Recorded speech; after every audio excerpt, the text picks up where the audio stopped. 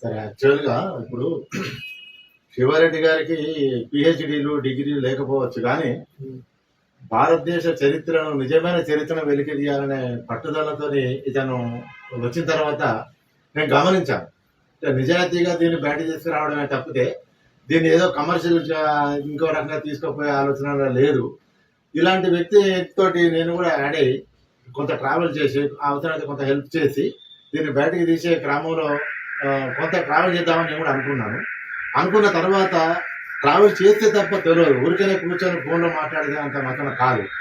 ఆ రోజు శివారెడ్డి గారు మీ దగ్గరికి వచ్చి ఇంటర్వ్యూ చూసినప్పుడు, అంటే లైవ్లో ఉన్నప్పుడు నేను హలో సార్ అన్నాను. మీ గురించి వీడియోలు తర్వాత చూశాను చాలా వరకు. తర్వాత రాంబాబు గారితో కూడా నేను ఫోన్లో మాట్లాడడం జరిగింది.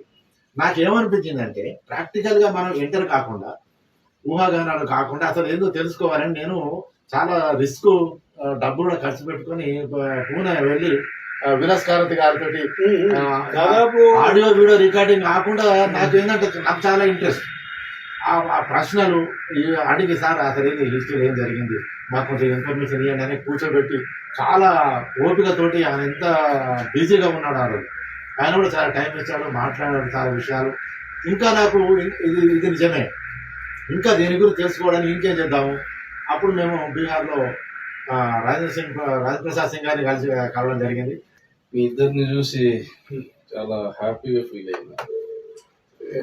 వాస్తవానికి ఏంటంటే, ఇక్కడ ఒక మాట ఉంది, మీరు కలిసి వెళ్ళిన తర్వాత మీ మీద నెగిటివ్ చెప్తూ చాలా వరకు నాకు కూడా అప్రోచ్ చేయాలి. ఇక్కడ విషయం ఏమిటంటే, ఇటు అంబేద్కరిస్ట్ అయినా ఇటు బుద్ధిస్ట్ అయినా ఒక్క విషయం అర్థం చేసుకోవాలి. బాబాసాహెబ్ చరిత్రకు ఒకటే ఒక డెఫినేషన్లో చెప్తున్నారు, భారతదేశ చరిత్ర.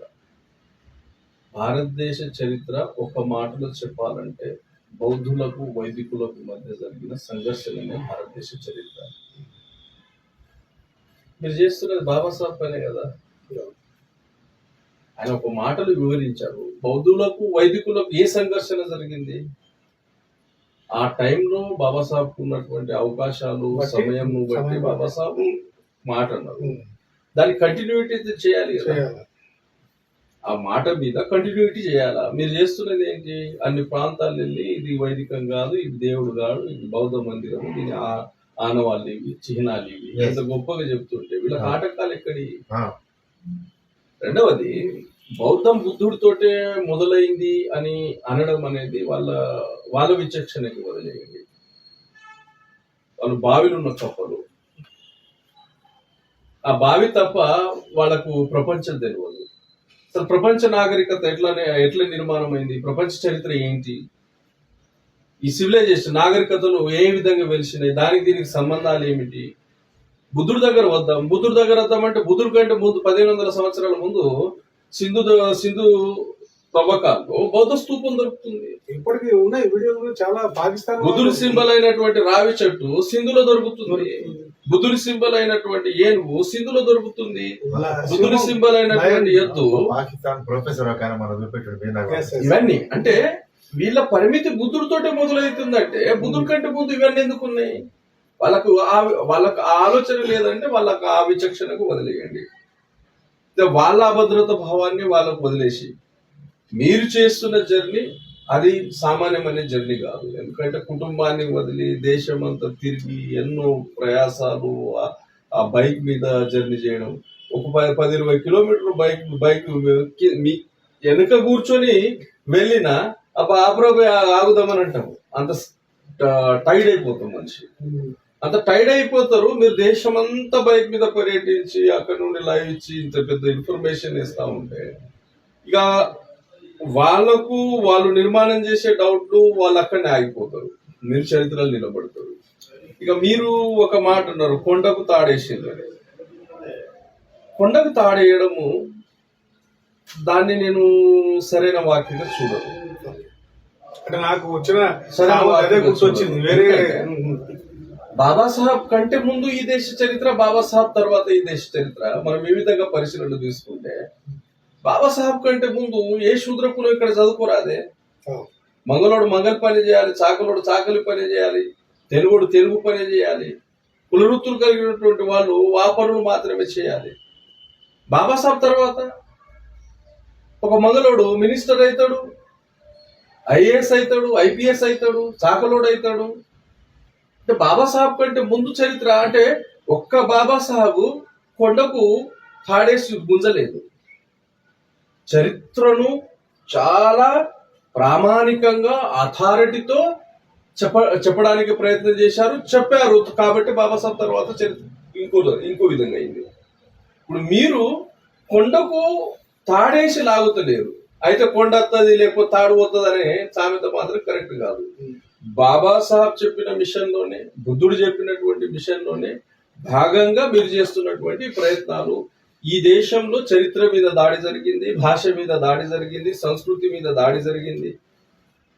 ఈ అన్ని వెలికి తీయడానికి ఈ దేశం యొక్క వాస్తవిక చరిత్ర, మీరు వాస్తవానికి మీ జర్నీలో మత కోణం కూడా లేదంట. నేను చరిత్రను ఈ దేశంలో పుట్టినందుకు ఒక దేశ ప్రేమికునిగా నా దేశ చరిత్ర ఇంత గొప్పది అని చెప్పే ప్రయత్నం, ఇది ప్రతి భారతీయుడు సగౌరవంగా చెప్పుకోవాలి. ఇది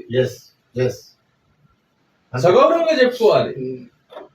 ప్రపంచ చరిత్రలు, ఆయా చరిత్రలను మనం పరిశీలనలోకి తీసుకున్నట్లయితే పూర్వీకులు వదిలి వెళ్ళినటువంటి అవశేషాలను పరిగణలోకి తీసుకొని దానికి శాస్త్రబద్ధంగా, హేతుబద్ధంగా, సైంటిఫిక్ గా పరిశీలన చేసి వాళ్ళు చరిత్రలు రాసుకున్నారు. అదే భారతదేశ చరిత్రకు వచ్చేసరికి పేపర్ మీద రాసుకున్నాడు చరిత్ర మొత్తం. అది ప్రమాణమా? ఇప్పుడు మీకు అడ్డుపడేటోళ్ళు పేపర్ మీద రాసిన చరిత్రను నమ్మేవాడు మాత్రమే అడ్డుపడతాడు తప్ప పురావస్తు శాఖ ఆధారాలతో, ఎవిడెన్స్ తో మాట్లాడుతున్నప్పుడు ఈ పేపర్ మీద చరిత్రను నమ్మేటోడికి మింగుడు పడదు.